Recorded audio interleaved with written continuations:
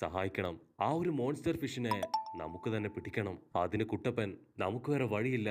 കാരണം നമുക്ക് വേറെ അതൊരു സമറിൻ ആനിമലാണ്. അതുകൊണ്ട് നമ്മളെപ്പോലുള്ള ഷിനോബീസിന് മാത്രമേ അതിനെ പിടിക്കാൻ കഴിയൂ. എങ്കിലും മാത്രമേ നമുക്ക് സമാധാനായിട്ട് ഈ കടലിലൂടെ ഭയമില്ലാതെ ട്രാവൽ ചെയ്യാൻ കഴിയൂ. അത് കേൾക്കുമ്പോ ഇപ്പൊ യാമട്ടോ സെൻസായും അതിന് ഓക്കെ പറയും. എന്നിട്ട് ആ ചെക്കന് വേണ്ടി പുതിയൊരു ചൂണ്ട തന്നെ ഇപ്പൊ യാമട്ടോ സെൻസായി ഉണ്ടാക്കി കൊടുക്കും. ചെക്കനാണെങ്കിൽ ഭയങ്കര ഹാപ്പി.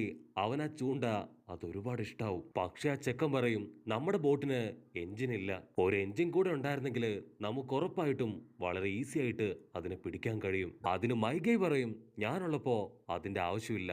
ഞാൻ നന്നായിട്ട് തുഴയും. ഇതൊക്കെ ഭയങ്കര സിമ്പിൾ അല്ലേ എന്ന് പറഞ്ഞ് നമ്മുടെ ആൾക്കാരെല്ലാവരും ആ ബോട്ടിൽ കയറി മോൺസ്റ്റർ ഫിഷിനെ പിടിക്കാനായിട്ട് അങ്ങനെ മുൻപോട്ട് വരും. അപ്പൊ ആ ക്രോ ഷിനോബി അവൻ ആ കടല് മുഴുവൻ ഇപ്പൊ സ്കാൻ ചെയ്യാൻ തുടങ്ങും. അപ്പൊ അവൻ കറക്റ്റ് ആയിട്ട് കണ്ടുപിടിക്കും ആ ഒരു മോൺസ്റ്റർ ഫിഷ് അത് എവിടെയാണ് ഉള്ളതെന്ന്. യാമട്ടോ സെൻസൈ ഉടനെ ഇപ്പൊ ആ ഭാഗത്തേക്ക് ബോട്ട് തിരിക്കും. ഇവിടെ ആ ചെക്കൻ അവൻ കുട്ടപ്പന്റെ രൂപത്തില് വലിയൊരു എര ക്രിയേറ്റ് ചെയ്യും.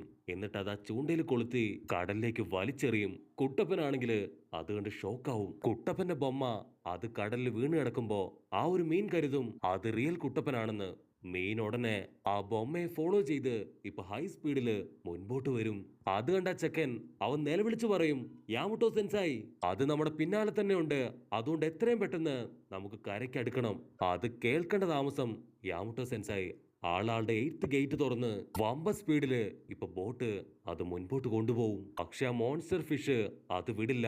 അത് വീണ്ടും വീണ്ടും ഹൈ സ്പീഡിൽ വന്ന് ആ ഒരു ബൊമ്മയെ ഇപ്പൊ മുഴുവനായിട്ടും അങ്ങനെ വിഴുങ്ങും. ചെക്കനാണെങ്കില് അത് കാണുമ്പോ ഭയങ്കര ഹാപ്പി ആവും. ഇനി ഒരിക്കലും നീ എന്റെ കയ്യിൽ നിന്ന് രക്ഷപ്പെടില്ല എന്ന് പറഞ്ഞ് അവൻ ആ ചൂണ്ടയിൽ പിടിച്ച് ഇപ്പൊ വലിക്കാൻ തുടങ്ങും. കട്ട് ചെയ്ത കുട്ടപ്പൻ അവൻ ഒരുപാട് സാഡായിട്ട് അങ്ങനെ ഇരിക്കുകയാണ്.